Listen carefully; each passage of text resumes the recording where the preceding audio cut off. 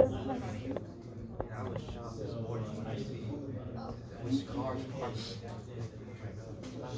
Hey, came to a lot last week. No cars, not being empty.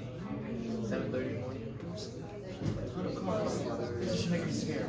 Everyone has something for the parking space, like this area. You know, the second level structure, it's always happening. But it's all the way across campus.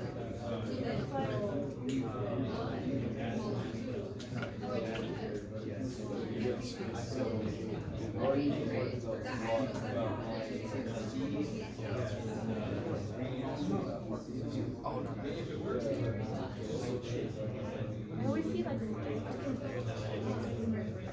don't think I've ever seen parking. I mean, I've been parking this semester, next semester, it might change. they say that every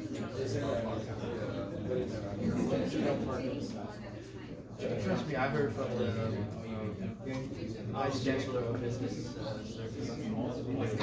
He'll be back. Worried about that. gotta graduate before the get out of All right, guys, yeah.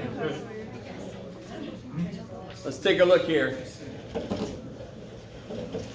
So it's been fun thing.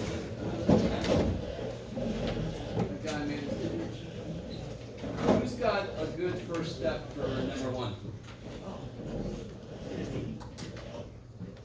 Oh yeah, there's things there, was around, and you can't get away. By the way, real quick, you kind of reminded, I will very often do this. Who sees that? I see the same thing you do up here. I immediately go like this, and you're all like, what's going on? It's the same shit over here. But I just do it because I see it. Who's got a good first step for number one? Yes? Set the middle equation equal to z. Oh, so solve the middle equation for z. So you're taking a substitution approach. Kick ass. Okay. So, by the way, this is not the only way to do this. So I could take the second equation, solve for z. So I add z, subtract 3. Yes? And then what do I do? Substitute the first one. And then put all of this information in place of z here. And what does that do for me? When you get rid of z in that equation, the negative y and the positive y will cancel out, and we can just set it equal to. Yeah, so in this specific problem, the substitution method, because I was kind of nice in how I set this problem up, because a lot of variables just want to die. They're all like, let me do it. Fix this, consistent. So when you put that in general, the substitution method accomplishes the most important thing. What's the worst thing about the system of equations? There's 3 freaking things I don't know.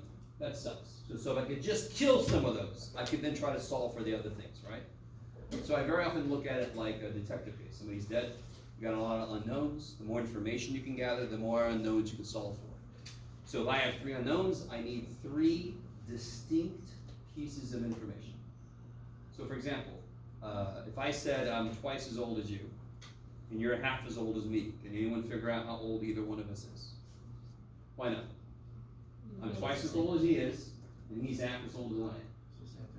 I just said the same thing, yes? So I didn't give 2 distinct, I have 2 unknowns, his age, my age.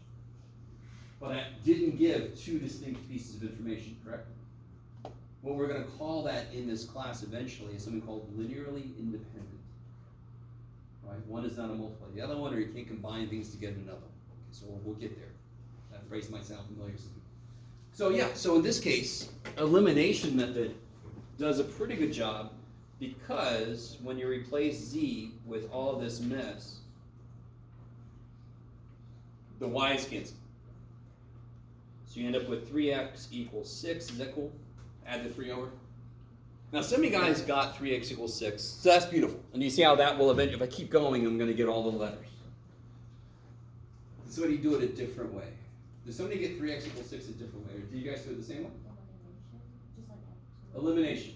So, the number of variables in those equations is too damn high. But, so the thing I'm trying to do is I either do substitution, which to me is kind of like the invasion of the body snatchers approach. Replace one with some other thing that is it, you know. Or just directly kill. All right, I got too many things. Let me kill someone. If I add the first and second equations together, and why am I allowed to do that? Why am I allowed to add two equations together? I thought I was supposed to add the same thing to both sides. Why am I allowed to add two equations together? Yes. Because they equal the same thing. They equal the same damn thing. So if I add 3, if I add this 3 to this, 3 is this. So I can add this to this. Okay, good. Just want to make sure. Sometimes we do this stuff and we forget why we're allowed to do it. So if I add the first and second equations together, what do I get? 3x equals 6, yeah. So the math is kind of laughing at us because it's like, all right, human, you're going to get to the same shit. We can do it whatever way you want to. Either way I do it, I get x is 2. Where can I go from there? Yeah, okay, good. So either you could go ahead and replace every x with 2. Because now you have 3 equations with 2 unknowns. So you definitely have 2 equations with 2 unknowns, and then you can just go from there. You guys kind of with me? Or is there another way to kill 2 letters at once? Yeah, if you add the first and last, what do you get? 6z equals 0. So you get z equals 0, right? So if you add these together, the first plus the third, you get 6 equals 0, you get z equals 0. And of course, now that I have 2 letters that I know, I can use any of the equations, plug them in, get the last letter. Yes? Are you guys kind of? Will every system of 3 variables, 3 equations, 3 variables, have a solution? Does anyone know the geometrical interpretation of this problem? Like in 2 dimensions, x plus y equals 2, x minus y equals 7. Those are 2 lines, yes? You guys with me? X plus y equals 2 is a line. And x minus y equals 6 is a line. And the geometrical interpretation of their answer is where the 2 lines meet. Yes? Okay. Does anyone know the geometrical interpretation of a system of 3 variables? Yes? They're planes. Kick ass. And we're going to talk about, as soon as I'm done with this warm-up sheet, very first thing I want to do with you is look at this stuff in a different way than you ever do. It's not, we'll see. I'm going to build the idea of plane in a different way than we normally do. So this semester we're going to look at vectors, we're going to look at matrices, theorems connecting them, we're going to look at, we'll get there. The solutions, if there's more than one solution, is there an infinite number of solutions? Do they live in a certain place geometrically? All that kind of neat shit. So, for example, if I have this system of equations, by the way, what is the answer here? 2, 0, if I plug a 2 and a 0 in, if I plug a 2 and a 0 in, I get y is 1, yes. 2, 1, 0 should be your answer, whichever way you did it, kick ass. So, real quick, if I had this system of equations,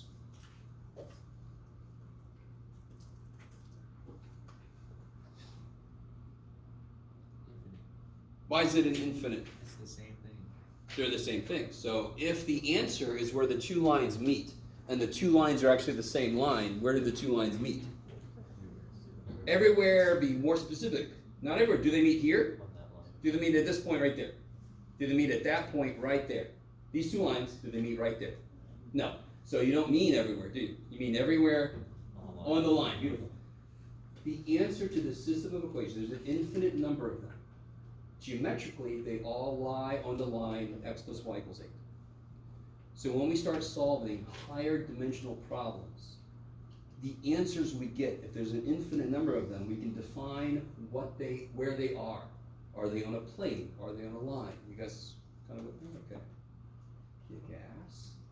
And again, this is stuff we're going to get into deeper later, but I want to connect it to stuff you have done before. You have solved these things. They're the parallel is no answer. They lie on top of each other. There's an infinite number of answers.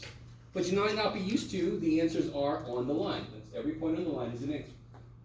Okay, maybe. Oh, sorry, we're in the middle of this. Anybody know how to do number 2? I'm going to start. So, real quick, let me say a phrase. Synthetic division. Anybody remember? Or does it sound familiar even if you don't remember what synthetic division is? Can anyone summarize the main idea of synthetic division? Can you remember a long division of polynomials? Do you remember how long that freaking shit could get?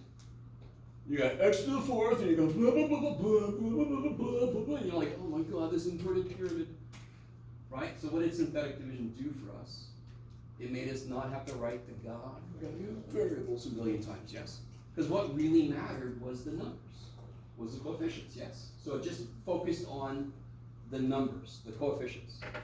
That's what a matrix does for systems of equations. If I do this by hand, now, you guys all must agree that the number one problem was easy. Yes? I could have very easily made a problem that had an answer that would have been much more difficult. And not because the answer was difficult, but because you couldn't have killed as many variables at once. You guys with me? Okay.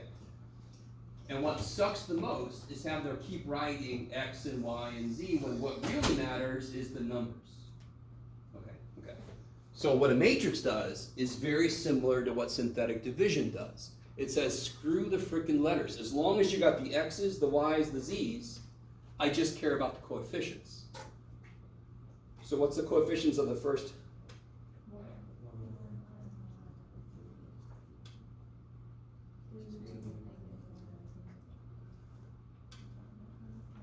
And if you guys, has anyone ever like actually created a matrix and solved the problem, actually did something called either row reduction or Gaussian elimination? So everybody ever done that? Okay. If you haven't, we're going to do that this semester. Yeah, it sounds like a tooth extraction thing. Okay. Do you guys see what a line is? The line very often is not there. I just put it there because I can't stop myself, because that's how my teacher did it 1.7 billion years ago when they taught me.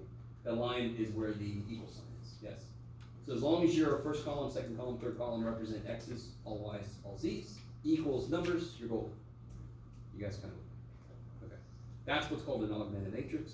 We could do stuff that is related to what we do algebraically with number one, but it makes it to more of a game in number two. What would it mean in a matrix if I killed a variable? What would show up in its place? Zero. So can you see in the first column, what's the quick way to make a zero show up? Add the first and third row, yeah. What is that related to? Adding to equations, which we're completely allowed to do. So what am I allowed to do in a matrix? Everything you're allowed to do with equations. Could I switch two rows? Of course I could, because I could switch the freaking order of the equations. Could I add two rows together? Of course. Could I divide a row by something? Of course, because I can divide both sides of an equation by it. You guys kind of with me? Okay. Now, if you have done this before, one thing you might not be as aware of, although this problem will kind of show this, is matrices exist on their own. This is one application of a matrix, is to solve systems of equations. This is not the definition of a matrix. Matrices exist on their own, and this is one little thing they do. You guys kind of with me? So a lot of people, they kind of think this is what matrices are for, but this is one little thing they do. Okay, and you're all like, okay. So what about number 3A? Even if you've never done this before, what does your gut tell you to do? So these are matrices. Are they augmented matrices? No. That could be an augmented matrix. This book doesn't put the line, if I remember correctly. So it is a little bit fuzzy, so we got to do it through context. But what do you think A plus B would be? What do you hope it is? Yes! And that's exactly what it is. So it's 6. Keep going. -1. 6. 8. Okay. Thank the gods. So, if you've done that before, fantastic. If you've never done that before, thank God. That's how it works. If you think about it from a data standpoint, this could mean the number of TVs somebody owns and the number of dogs. So of course you add component to component because that's like terms then, yes? If you have one house that has 3 TVs and 6 dogs and 1 goldfish and 4 sheep or whatever, interesting house, and then you add it to the next house over, of course you add the corresponding components because they're like terms, yes? So what about part B? Why not? Because we need to have the same number of rows and columns to add. Beautiful.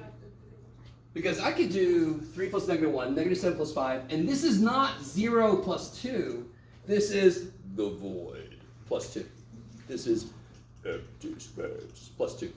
This is freaky shit. So they have to have what's called the same dimensions. So what are the dimensions of this guy? Well, this one you almost can't go wrong. How many rows? 2. How many columns? 2. So this is a 2 by 2 matrix. So what is that? 2 by 3.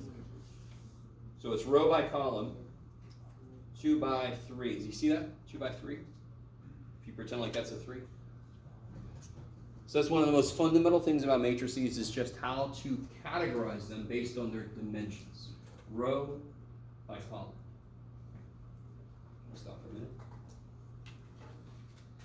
So A, not too bad. It actually jives with what you hope it would be, your gut. You're not used to that in mathematics very often. B, also, you know it's going to be weird because there's an entire column missing from the one dude. So of course it's going to be weird, and officially the answer is can't be done. Can't be done. It doesn't need anything else. And then what about part C? Just multiply. How? 3 by 3. Ah, okay. So,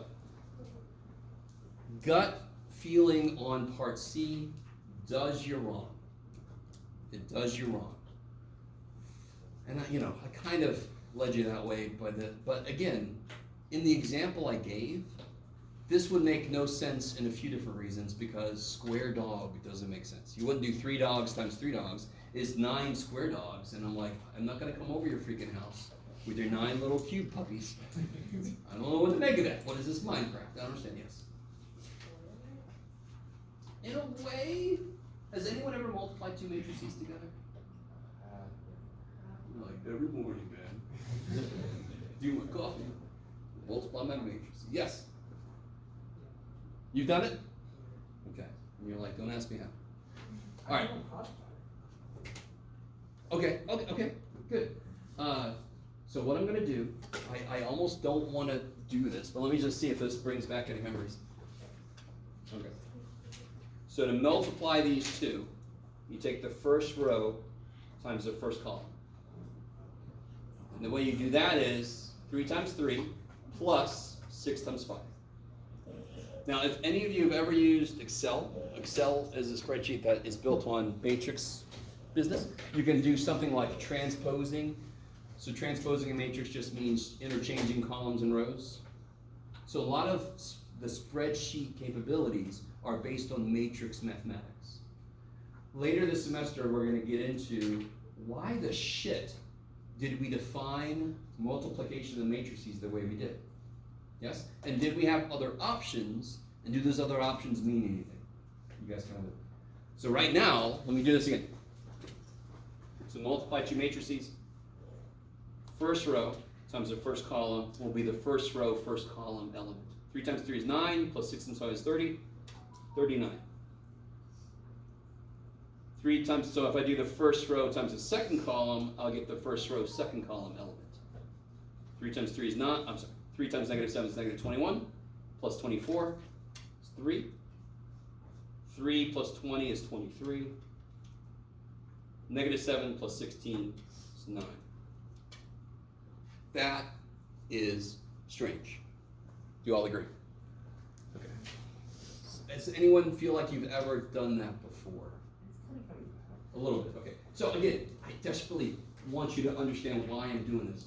We will discuss why multiplication is the way it is. We will do several problems about multiplication. We will talk about shortcuts to certain things. The reason I put this on here was just to see if anybody had done this before and to kind of start to lay the groundwork for why the shit is it that? Okay, a little teaser, right? A little teaser trailer, as if you need it. You're like, I'm gonna take this class anyway, dude. You don't have to teach shit. Just tell me. Okay. All right. Do you think you could do B times C?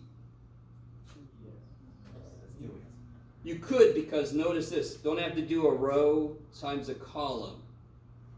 Do you see how that would work? Row times column, row times column. So here's what's kind of neat. This is 2 by 2, yes? And this is 2 by 3, yes? Don't the number of columns in this one have to match the number of rows? So then when you do this weird thing, they have something that matches. The number of columns number of rows. So the inner numbers have to be the same. How big will the answer be? Is the outer, oh shit, Jeff. Is the outer numbers. That's what you get for not looking as you do it, Jeff. Let me be all neat. Bullshit. The inner numbers have to match because as you go this way, isn't that the number of columns? And if you go this way, that's the number of rows. They have to be the same, and that's the inner numbers. The outer numbers will be how big your answer is. And again, this is just a little preview. We're going to get much deeper into this later, right? The very first question I have to answer eventually is why the shit is multiplication like that? You weird-ass math people. Okay. I'm not going to tell you yet. Ha ha. Okay, so I've got so little time. I have to do a little bit, so too bad for you. I'm not going to turn, normally I'm going to have like a little iPad dude, but I'm just not going to do that. I'm going to do this just to get there quicker. It's weird, I thought I did. Oh, I did, okay. Has anyone ever worked with vectors before? Anyone ever not, you think you never worked with vectors? Okay. If I said, so everybody do this for me, make an XY coordinate system, and I want you to draw a line segment between 1, 1 and 4, 2. Just make a line segment. Holy shit. Even my pen's trying to tell me, just let them go home, Jeff. Be quiet. Here we go.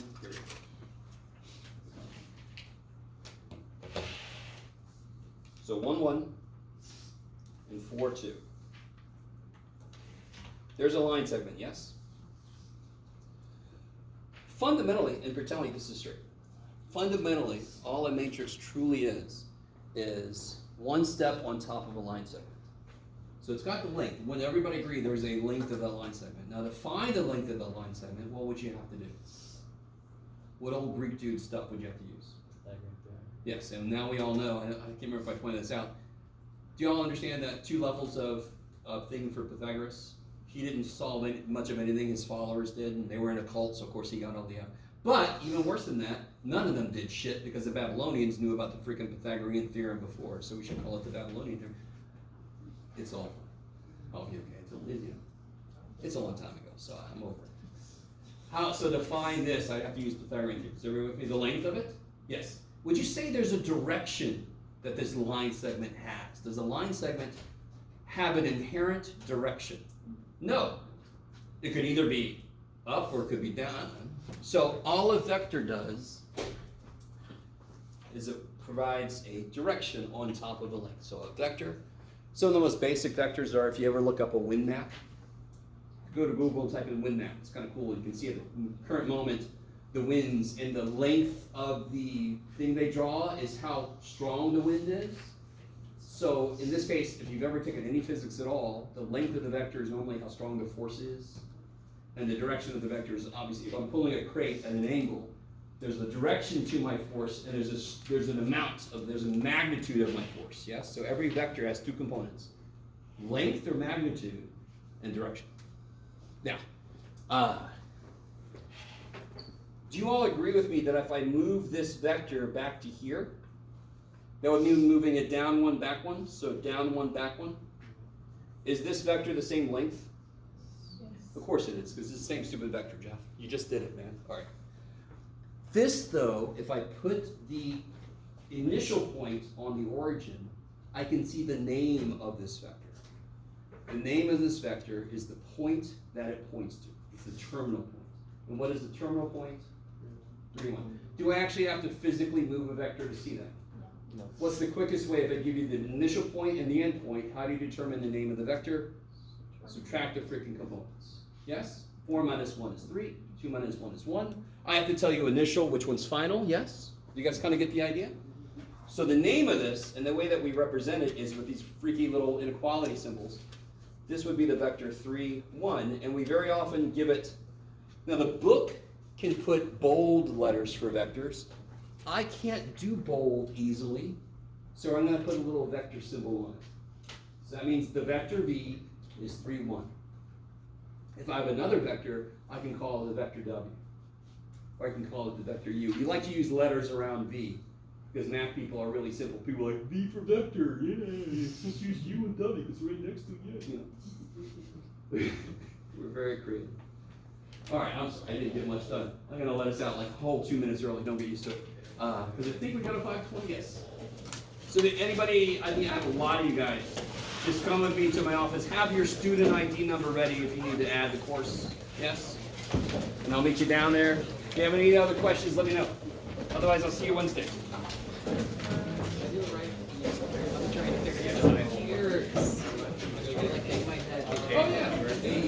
Yeah, it's on the, it's on the homework. Yeah, you got homework. Section on the.